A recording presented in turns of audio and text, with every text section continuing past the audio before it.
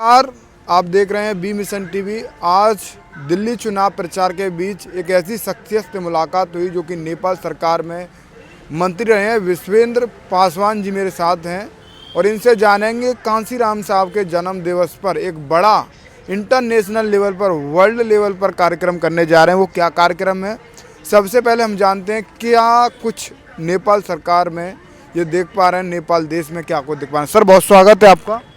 बहुत बहुत धन्यवाद।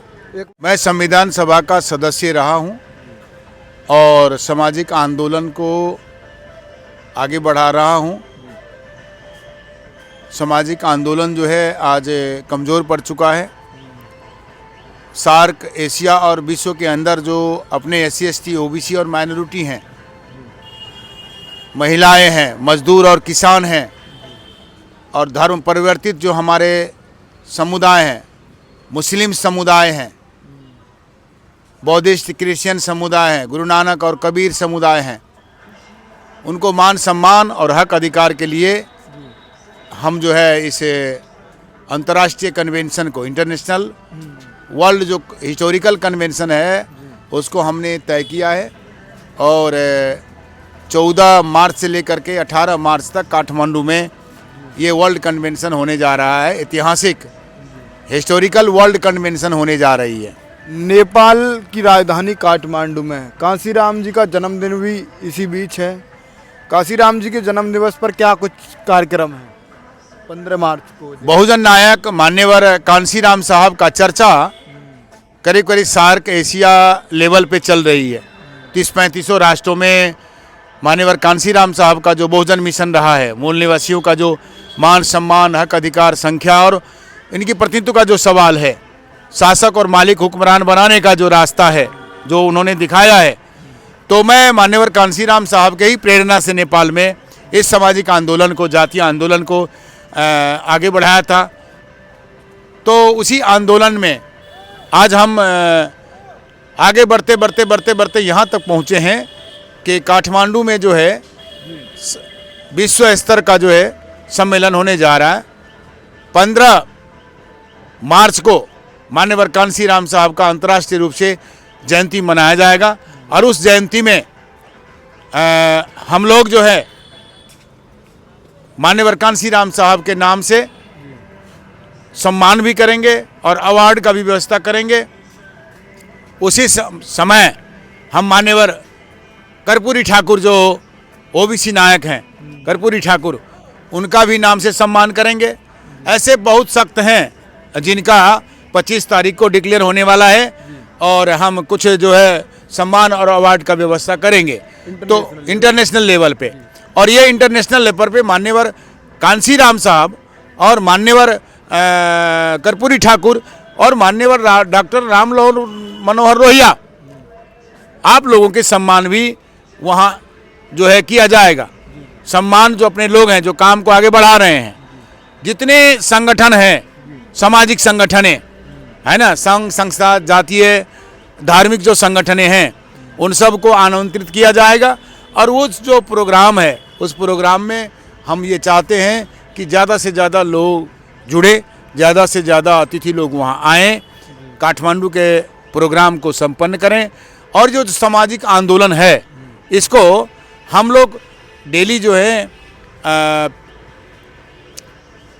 6 घंटे का बहस, जो हमारे प्रश्न है, तो वो प्रश्न को हम डिबेट में ले जाएंगे और उसके बाद राउंड टेबल कॉन्फ्रेंस होगा विश्व लेवल का, SC ST OBC माइनॉरिटियों का और महिलाओं का, मजदूर और किसान का भी प्रतिनिधि रहेंगे, धार्मिक समुदाय का भी प्रतिनिधि रहेंगे। और उसके बीचों में हम राउंड टेबल कॉन्फ्रेंस करेंगे। नेपाल की दशा और दुर्दशा, भारत की दशा और दुर्दशा, सार्क राष्ट्र की समस्याओं पर चर्चा करेंगे और सुंदर राष्ट्र कैसे बना सकते हैं। समता, मानवता, बंधुत्व का जो सवाल खड़ा होता है, ये सभी मानव को कैसे सम्मान मिलेगा, हम सब भाई भाई कैसे मिल के रह सकते हैं और सुंदर देश बनाने के लिए राजनीतिक जो उद्देश्य है उनको पूरा कैसे कर सकते हैं, इस पर हम लोग काफ़ी चर्चा करेंगे। और राउंड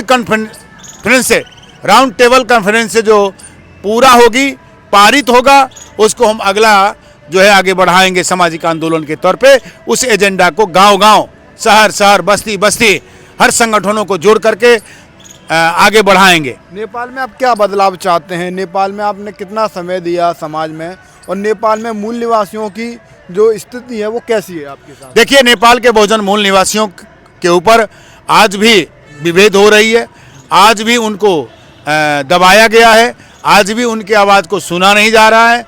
और SC ST OBC और माइनॉरिटियों का जो मान सम्मान की सवाल है, नेपाल के संविधान में पुनर्लेखन की जरूरी है। नेपाल का संविधान बदलाव की जरूरी है। नेपाल में गणतंत्र संघीयता आई है, धर्मनिरपेक्षता आई है, उनको बचाना है, संरक्षण करना है। और बाकी जो सवालें हैं, जो संविधान में जो व्यवस्था की गई है, जो SC ST OBC माइनॉरिटी के खिलाफ है, मानवता के खिलाफ है, तो उसको संशोधन करने की जरूरी है। संशोधन नहीं होता है तो संविधान का बहुजन मूल निवासी मिल करके पुनर्लेखन की अवस्था की जरूरी हम लोग ने महसूस किया है। कितना समय आपने देखा नेपाल में रहकर? आप कितने समय से आप नेपाल में, थोड़ा बताइए वहाँ पर। देखिए,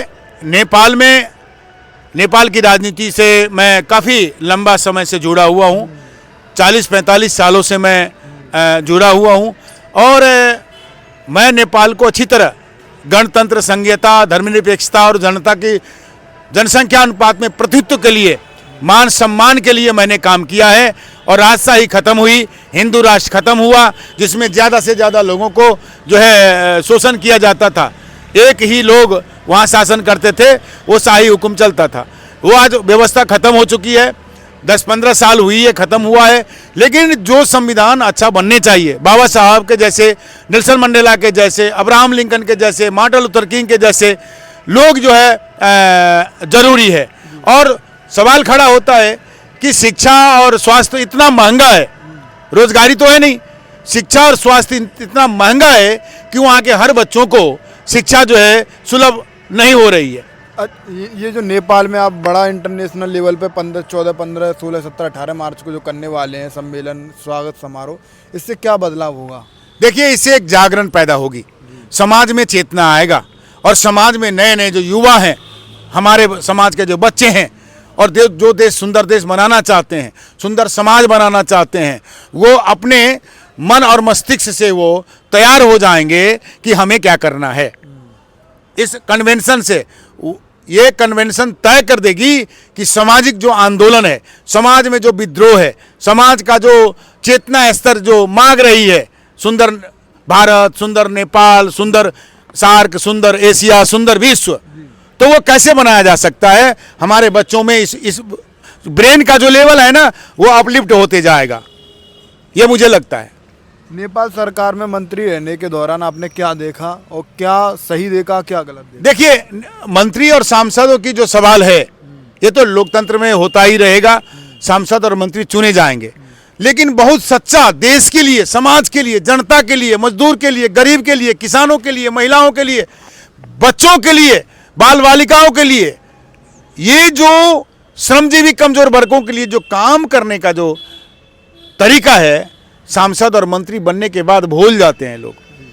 इसको नहीं भूलना चाहिए। मान्यवर कांशीराम साहब जी कहा करते थे, बाबा साहब डॉक्टर BR अम्बेडकर कहा करते थे, बुद्ध ने तो सारा जीवन ही अपना समर्पित कर दिए, और वो सारा चीज़ घर त्याग करके ही समाज के लिए, राष्ट्र के लिए, मानवता के लिए, जीवों के लिए उन्होंने काम किए।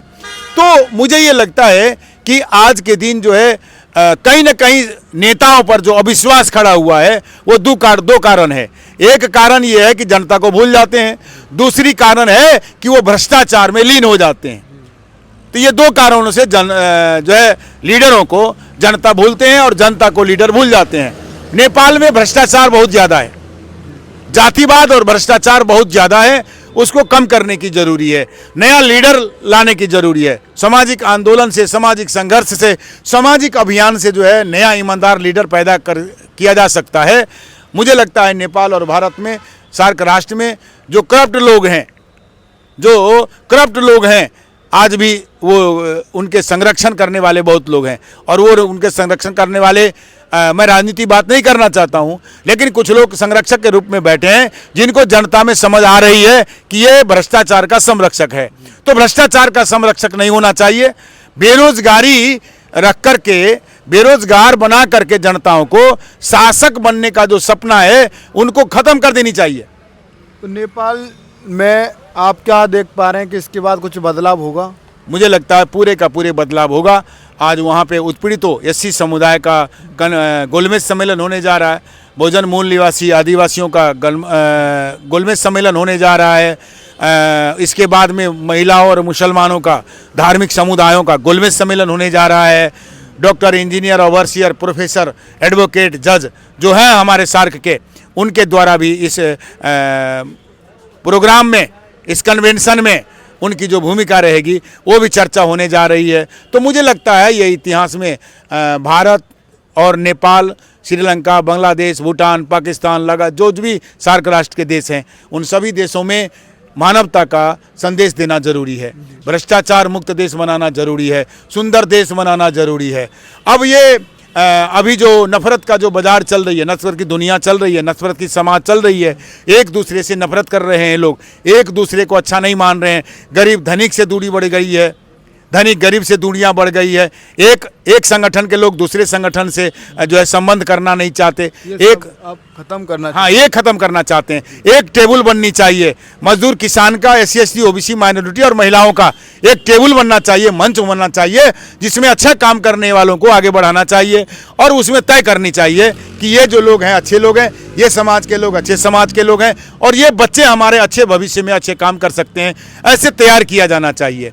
नेपाल में क्या लग रहा है कि भीड़ कितनी बड़ी संख्या में आने की संभावना है? देखिए, भीड़, ये तो टेबल कॉन्फ्रेंस होगी, अच्छा, राउंड टेबल कॉन्फ्रेंस होगा। बुद्धिजीवी वर्ग, हाँ, दूसरी ये है कि ये जो वर्ल्ड कन्वेंशन है, इसमें हर देश के प्रतिनिधि 5, 7, 10 प्रतिनिधि रहेंगे और हमने सोचा है कि सार्क राष्ट्र से ज़्यादा 5 से 7 हज़ार, यानी 10,000 का हमारा टारगेट है। 10,000 लोगों का इकट्ठा करने की हमारा प्लान है, लेकिन उससे ज़्यादा भी हो सकता है। जी बिल्कुल, गुड। उससे ज़्यादा हो सकता है, क्योंकि काठमांडू ऐसा जगह है, वीसा फ्री हो जाए, नेपाल सरकार वीसा फ्री कर दे, तो मुझे लगता है दुनिया से 10,000 लोग आ जाएंगे, कमी नहीं होगी। कन्वेंशन होने जा रही है, इसके बारे में थोड़ा बताइए।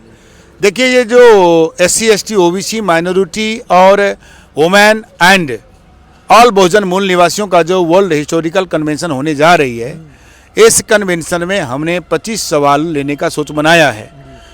10 सवाल अभी आ गई है, 25 सवाल अभी आने वाले हैं और 25 सवाल पूरा हो जाएंगे। उसमें जो सुझाव देना चाहते हैं, जो सलाह देना चाहते हैं, जो सवाल रखना चाहते हैं कि इस सवाल पे डिबेट हो, तो उसमें हम सुझाव भी ले रहे हैं और सब लोगों को सादर आमंत्रित भी कर रहे हैं, इनविटेशन भी दे रहे हैं। और मैं ये चाहता हूँ कि ज़्यादा से ज़्यादा SC ST OBC माइनॉरिटी, महिलाएं और मजदूर और किसान के जो प्रतिनिधित्व हैं वो आएँ और अपना हिस्सा लें। ये मैं सबसे सादर अनुरोध करना चाहता हूँ, सादर आमंत्रित करना चाहता हूँ। इसमें सभी राजनीतिक संगठनों से जुड़े हुए लोग भी, लीडर भी आएंगे, एक्टिविस्ट भी आएंगे, सेवक भी आएंगे और अभियंता भी आएंगे। तो ये सबको मैं निवेदन करता हूँ और जो भी करेक्शन करना चाहते हैं, हमने जो है पोस्टर पंपलेट दे दिया है, हाँ, वो दिखा दीजिएगा। इसमें जो करेक्शन चाहते हैं वो करेक्शन करके हमें सुझाव दें और हम उसको अच्छा से अच्छा करने के लिए हमें मदद भी करें। हमें आर्थिक, भौतिक, सब तरीक़ों से मदद करें, नैतिक, भौतिक, आर्थिक जो है वो भी मदद करें, क्योंकि ये इतना बड़ा प्रोग्राम होने जा रही है तो सबका साथ, सबका चाहिए, सबका सहयोग चाहिए और सबका ज्ञान और दर्शन की जरूरी है, वो भी हमें दें। फिलहाल आपने जो विश्वेंद्र पासवान जी हैं, नेपाल सरकार में मंत्री हैं, उनकी बातें सुनी। इनकी बातों पर आप अपनी प्रतिक्रिया दें और नेपाल में एक बड़ा कन्वेंशन करने जा रहे हैं, उसकी तस्वीरें ऐतिहासिक रहेंगी। उम्मीद रही तो हम भी आपके बीच उन तस्वीरों को लेकर आएंगे। फिलहाल इस वीडियो को शेयर करें।